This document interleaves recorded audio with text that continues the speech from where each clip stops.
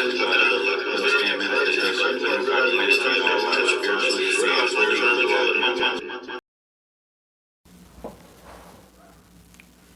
everyone, and thank you for watching my video. This video is going to be basically a video about cleansing the pineal gland. Now, I think if you're watching this video, you already know some of the problems that many of us face with the pineal gland. The pineal gland is thought to be a dormant gland that serves no purpose. And there's not much information about it, but it also has the mystique side where it's a seat of consciousness and it gives you access, outside of the natural. Now, in this video, I'm going to share with you three things that cleanse the pineal gland. And the things that I'm going to talk about are things that I did my own self-experiment with. Some of it is going to be out on the edge. Actually, just a little bit of it is going to be out on the edge. And, keep in mind that this is for entertainment purposes only. This is just, something to get you thinking, and, you should do your own research and make your own moves. I'm just sharing my thing with you. So in order to cleanse the pineal gland, I hit it from three different angles. I went through three different things to cleanse my pineal gland. And during the whole process of me cleansing my pineal gland, I was also concurrently doing like a 1 month long experiment. So really, this was an experiment that kind of worked out well. So I'm considering that the knowledge and information that I got from it, and I'm sharing it with you. But the three things that I used to cleanse my pineal gland, number one, I used a magnet. I'm going to talk about how I used a magnet to detoxify my pineal gland. And I'm talking a stationary magnet, nothing, high tech or anything, or, out of the ordinary. And the second thing that I used was, or second thing that I did was, I rose my vibration. And what I mean by I rose my vibration, I increased my conductivity, my ability to use the sun and use energy. And the third, and the majority of that is just dietary stuff. And lastly, I shielded and I cleaned my environment from a lot of the existing electromagnetic fields that I'm typically exposed to when I go to sleep. So I'll share with you some of the things that I did. I'll start with magnetism. Now, for cleansing my pineal gland and using magnetism, I basically used a stationary magnet. Actually, I have two magnets, and I'll show you one of them. This is a neodymium magnet. It's a small magnet, but it's very, very strong. It's very, very strong, as you can see. This. You see that? This magnet is very, very strong. It's a neodymium magnet. And basically, I found the north side of the magnet. You use a compass, and you let's see, where's my compass? I'll get my compass. You use the compass.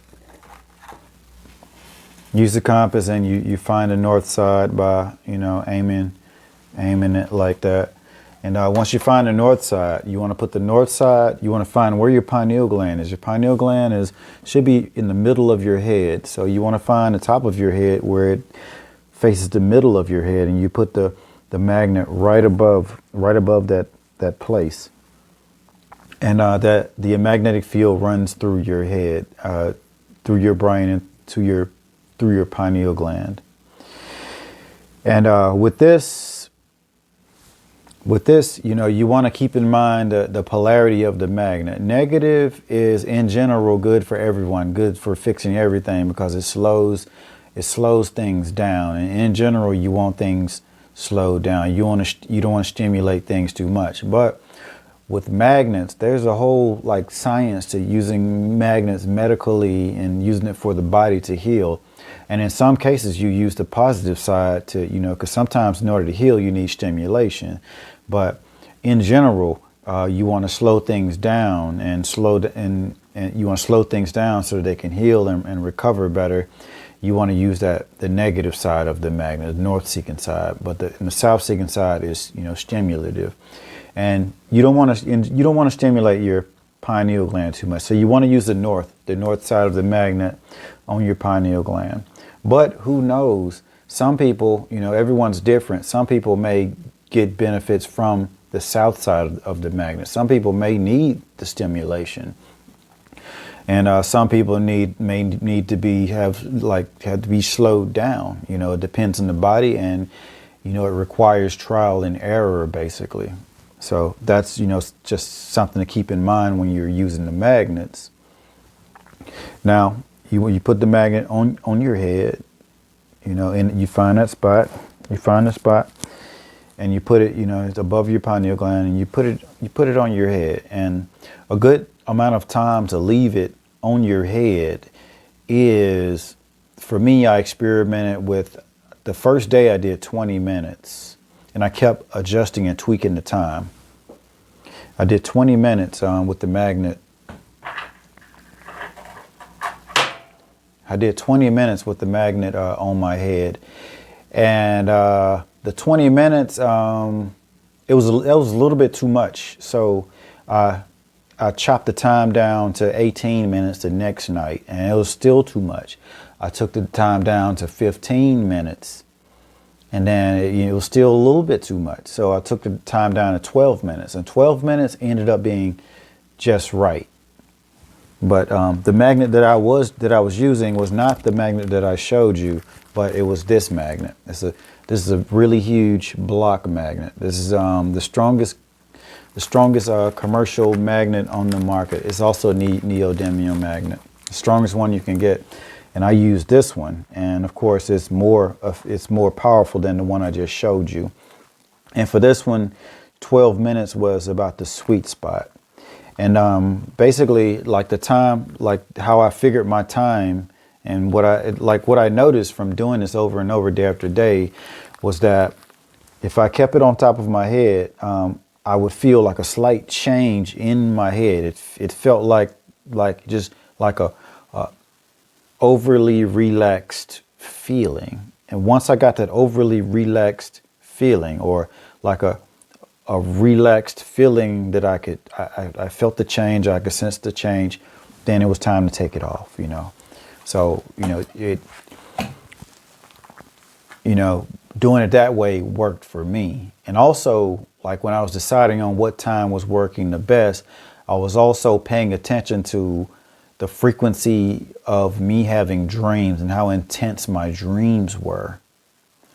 Now, that first night of using the magnet, the 20 plus minutes with the magnet on my head, that first night, dreams were really, really kind of odd and kind of spooky and kind of vivid.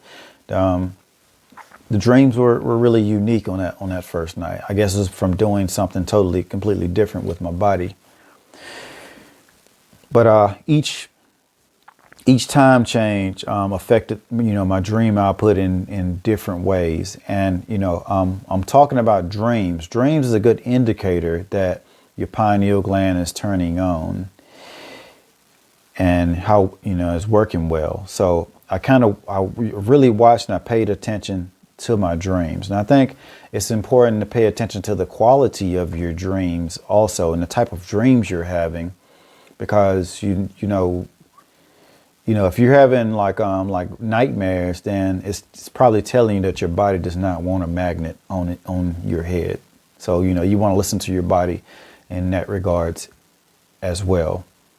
But me, I didn't have any nightmares or anything. Sometimes some really weird dreams, but nothing too crazy. And I found, the sweet spot. The sweet spot for me was 12 minutes with this huge block magnet, huge neodymium block magnet. Okay, so that's magnets. Oh yeah. Also, when you put the magnet on your head, what does a magnet do? A magnet, remember that each side has a different function. The north or the negative side, it slows things down and really just makes things just really relax. And the south end of the magnet, it stimulates and it gets things to kind of overreact. And when you're healing, sometimes you need things to overreact, and sometimes you need things to just really slow down. So it kind of depends on you and what's going on inside of you. So that's So if by putting a magnet on your head, you're definitely increasing blood flow in your head. That's one thing that's happening, because when you put a magnet on your body for healing, one thing it does is increase the blood flow, and while increasing that blood flow, it speeds up some of those regeneration processes that happen within that magnetic field. In general, magnetism is really good for the body, and I'll make a video just purely on using magnetism to heal in the future, I guess. So that's magnetism for detoxifying the pineal gland. And again, I did this for 30 days, actually 25 days. The last few days, I stopped doing it because I didn't really feel that I had the need for it anymore. My dreams continued even without putting the magnet on my head, and I continue to have dreams every day. It's kind of like the magnet there's continued effects from the magnet. So part two, or the second thing for increasing the function and cleaning out your pineal gland, is raising your vibration. And what I mean by raising your vibration, right now I'm talking about diet. And the things that I did for raising my vibration with my diet, I added a lot more chlorophyll to my diet. And the type of chlorophyll that I use, and again, this is just what I did. I don't know what works for you, but this worked for me. And some things, I experimented, and some things didn't work for me. So take that for what it's worth. Just sharing my experience. But the main chlorophyll that I used during this time, and it's my first time using it, using this type of food extensively, on a daily basis almost, was spirulina. Spirulina is a type of I think cyanoalgae, from the ocean. And it's like a complete food. They say you could live on spirulina without anything else. And it's high in protein. It has like a really complete nutritional content to it. So it's really overall healthy for the body, and it's loaded with chlorophyll, which is why I chose it. And I took it almost every day, lots of it, not small amounts. I was eating lots of it. Sometimes I would cook it in my food. I would make a bowl of like a rice porridge soup, and I would flavor it with different things, and I would mix the spirulina in it, and eat a soup for breakfast, and get all this extra chlorophyll in my body. So the main thing there is chlorophyll. And the next major thing that I used to put in my diet to raise my vibration was another very chlorophyll rich food, and that was seaweed. And the type of seaweed that I used kelp sometimes. The seaweed I'm talking about is dried seaweed, like the seaweed you get in a bag, and it's dried up, and you have to add water to it in order for it to hydrate. And the way I did it, I put it in a coffee grinder, and I grind it into a powder, and then I put it into water, and also for a taste, I grinded black rice. I got black rice, and I grinded it also into a powder using a coffee grinder, and I put it all in the pot. I added butter, and I added honey, and I mixed it, and it's a paste, and it turns into like a glob of like dough like, it's like black color. The color's like black or dark green. And I ate this pretty often, and at first it was kind of hard to stomach and kind of hard to figure out the best way to cook it, but it ended up being pretty delicious. And my body really liked it, and it was an experiment. It ended up being something that worked out well. I thought it wasn't going to taste good, but it's actually pretty good. And by doing that, I could use like a lot of seaweed. I could get like a bag of seaweed, coffee grind it, and then reduce it to about this much. You have a huge amount of seaweed in a very small, compact place.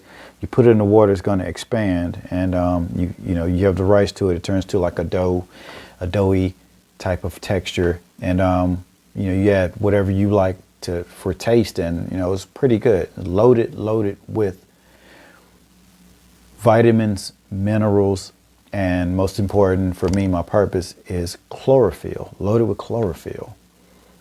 Those sea vegetables are pretty underrated when people look. They're looking for like the high vitamin and mineral content.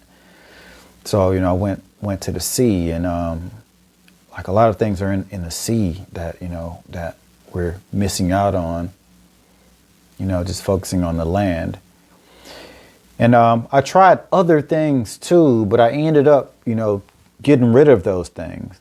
I stayed with the spirulina and the kelp and the other seaweed because they worked, and I felt good. There were no issues, no digestive issues, no anything. But I also tried other chlorophyll-rich foods. I tried wheatgrass. My body just didn't like it. And the other thing that I tried was chlorella. Chlorella, my body handled it better than the wheatgrass, but it's still, I get like aftertaste telling me that, my body's not digesting it that well. And, and I ended up kind of pushing those two aside in regards to chlorophyll. And with those two things, I did even further research, and I'm gonna make a video in the future about this topic that I'm gonna talk about now.